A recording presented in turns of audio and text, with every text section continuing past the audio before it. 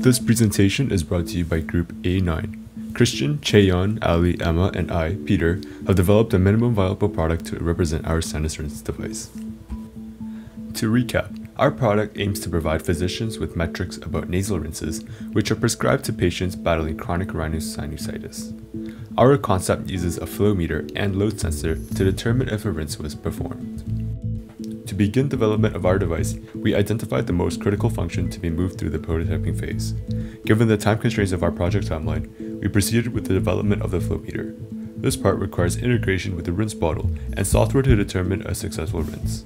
It is the most important function of our device as it delivers information to the physicians regarding post-operative care. Our team developed a works-like prototype to test the functionality of the flow sensing nozzle. We chose to use a turbine flow meter to save on cost and focus on finding threshold values and generate software. This software could be adapted to different flow meters in future iterations. To do this, we needed an adapter to connect the neck of the rinse bottle to the flow meter. We needed the flow meter itself to record the flow rate of the fluid which is used to detect rinsing. We also needed a nozzle, a custom nozzle to replace the existing NeilMed nozzle as it must connect to the flow meter. And finally, we used an Arduino Nano to serve as the microcontroller. In the end, we can anticipate that the nozzle head will have a fully integrated flow meter. The adapter uses custom threads to be secured onto the NeilMed bottle. A model of the bottle was drawn in SolidWorks to test fitment before 3D printing. It contains a male input to connect to a rubber tube. This allows water to flow against gravity when the bottle is squeezed. G 1/2 threads are integrated into the other side of the adapter so that it can fit onto the flow meter. 0.5 mm tolerances were applied to most of the dimensions for ease of fitment. A slot for a rubber O-ring is integrated into the bottle facing side. This allows for proper sealage and minimizes the loss of pressure. The nozzle is similar to the NeilMed nozzle, but it contains a concave design to encourage laminar flow upon exit. It contains G 1/2 threads like the adapter. The parts are assembled as seen on screen. The entire device is designed to be easily attached and removed from the bottle. As you can see, the prototype can be screwed on and off from the bottle with ease. This is one of the major requirements in our design.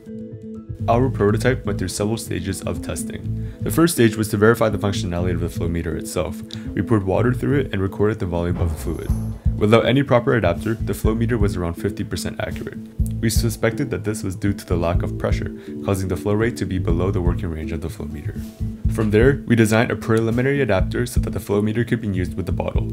However, the initial design had threads that were too large, causing the adapter to not seal properly when screwed onto the bottle. We applied plumber's tape to the bottle as a temporary solution while we redesigned the adapter. This allowed us to run more trials, which improved the accuracy to 80%. The reliability of the device was also great, with only 2% deviation among trials. From this gathered data, we adjusted the conversion parameter from 11 to 8.8 in our Arduino code.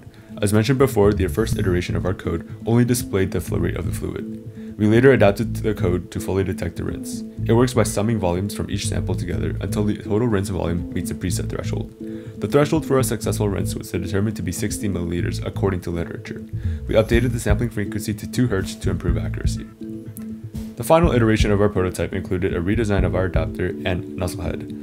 The threads connecting to the bottle were made smaller, while the nozzle head was widened. The slot for the O-ring was also added. Here is a video demonstration of our prototype in action. The flow from the bottle seems laminar and consistent. As the bottle is being squeezed, the flow meter records the volume of fluid being dispensed. A message pops up when the rinse is completed, displaying relevant metrics. Our results scored highly in the accuracy and reliability criteria from our design history files. This was the main focus of our prototype, to test the feasibility of the flow meter concept. We are confident that the flow meter idea is a viable concept to continue iterating on. Our next steps are to reduce the form factor of the nozzle head by experimenting with other flow meters. We may look into using optical flow sensors, which are smaller in size. This concludes the demonstration of our prototype, and we appreciate your time.